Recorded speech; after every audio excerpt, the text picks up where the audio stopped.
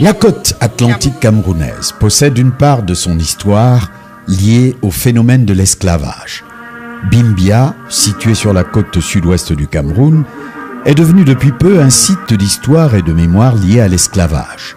Selon les documents existants, Rio del Rey, Bimbia, Douala et Campo ont constitué des espaces fortement exploités pour le commerce transatlantique des esclaves sur la côte camerounaise entre 1750 et 1850. Bimbia, entre tous, est cité comme un lieu de transit important pour l'embarquement des esclaves.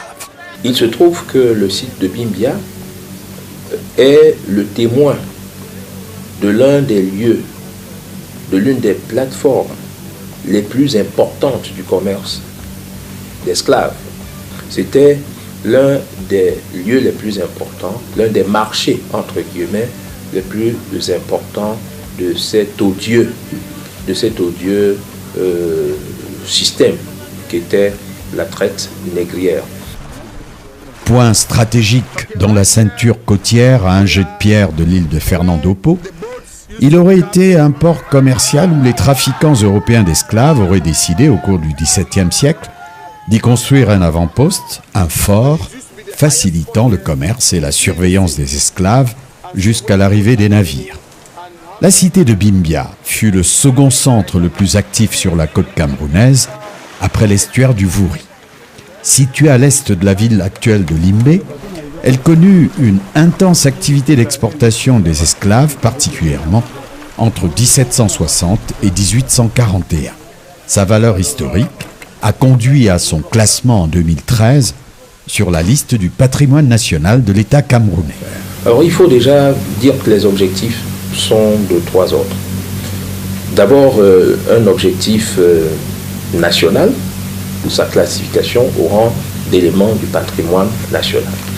Ensuite, la valorisation du site pour lui accorder une plus-value touristique et culturelle. Donc il y a cette valorisation qui doit conduire à quoi? À une reconnaissance internationale, j'allais dire une reconnaissance mondiale du site, et c'est notre souhait, son classement sur la liste du patrimoine mondial.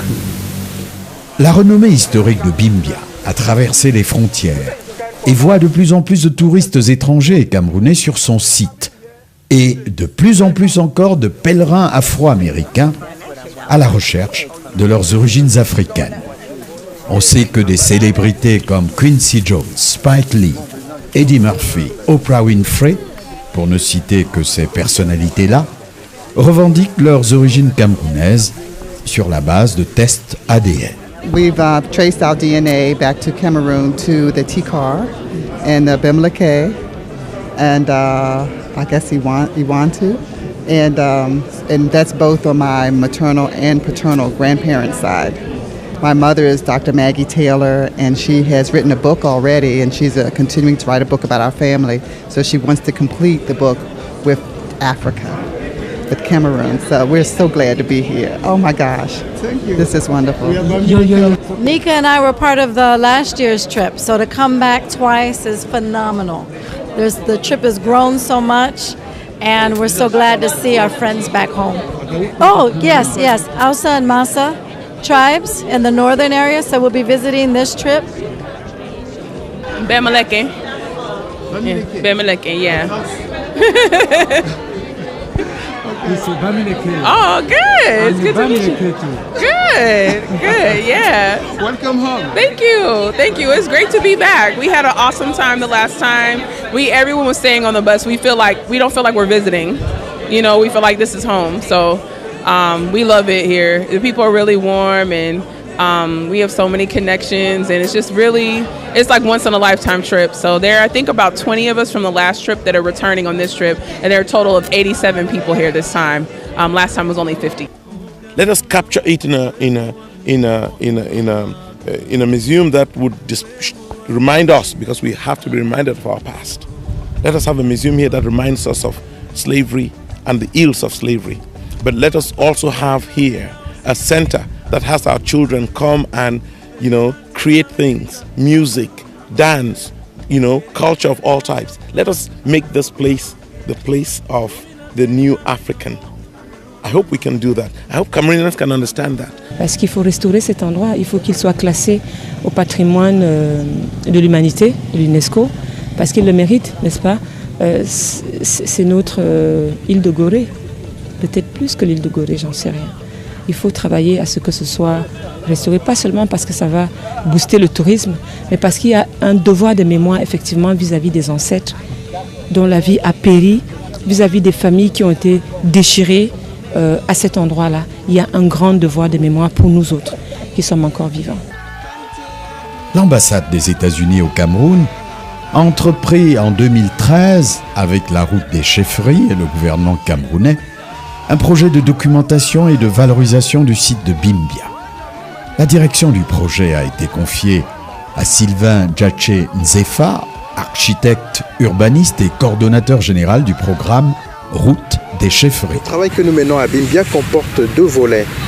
Un premier volet lié à la recherche sommaire dans un premier temps et un deuxième volet relatif à la valorisation. Concernant la recherche sommaire, nous avons pu donc trouver des nouvelles structures sur le site qui ne figuraient pas encore dans les plans de masse. On a pu trouver de la faïence, de la céramique, de la brique de construction qui datait de l'époque du XVIIe, XVIIIe siècle. Le deuxième volet de notre travail, ça consiste à la valorisation. Valorisation à partir des travaux d'historiens de cette équipe pluridisciplinaire dont nous avons fait une signalétique d'interprétation.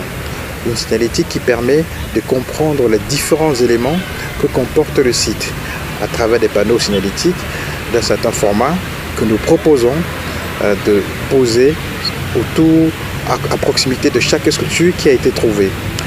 Ensuite, dans ce deuxième volet-là, il y a aussi l'exposition itinérante qui sera présentée ici au Monument de la Réunification.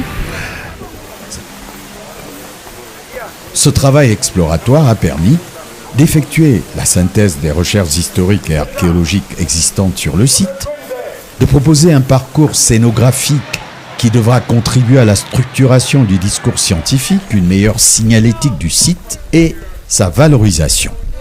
L'aspect scénographique comporte des aménagements qui intègrent des espaces d'accueil, un bâtiment semi-ouvert d'exposition, une signalétique du site et des réaménagements des anciens ponts.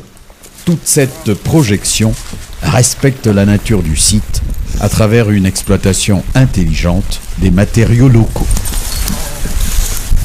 Les résultats de ce travail font l'objet d'une exposition itinérante qui a pour objectif de matérialiser le parcours et ainsi mieux communiquer sur l'histoire du site et son rôle dans la traite transatlantique. Elle est composée de 12 panneaux didactiques, historiques et scénographiques et des œuvres d'art proposées par de jeunes artistes camerounais. Ils y traduisent leur vision et interprétation de la question de l'esclavage et de la traite négrière, et plus particulièrement du rôle de Bimbia dans cette mémoire collective. Cette exposition, à la fois historique, scénographique et artistique, vise à sensibiliser le grand public camerounais sur l'histoire de ce site et son projet d'aménagement pour une meilleure valorisation et accueil des visiteurs. Il est important que nous puissions être ancrés dans nos terroirs et dans nos territoires. Et si le ministère des Arts et de la Culture est intéressé par cette exposition, c'est justement parce qu'il y a un lien entre la mémoire, l'histoire et le terroir.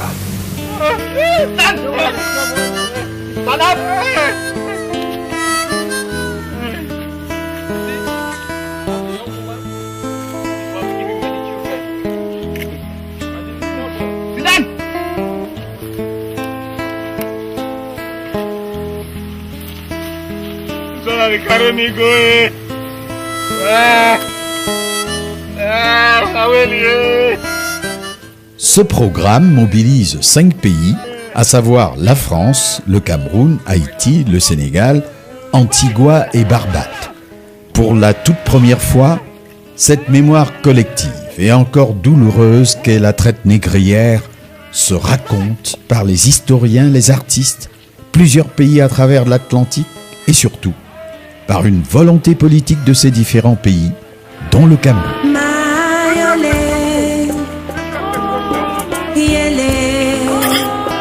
Mama,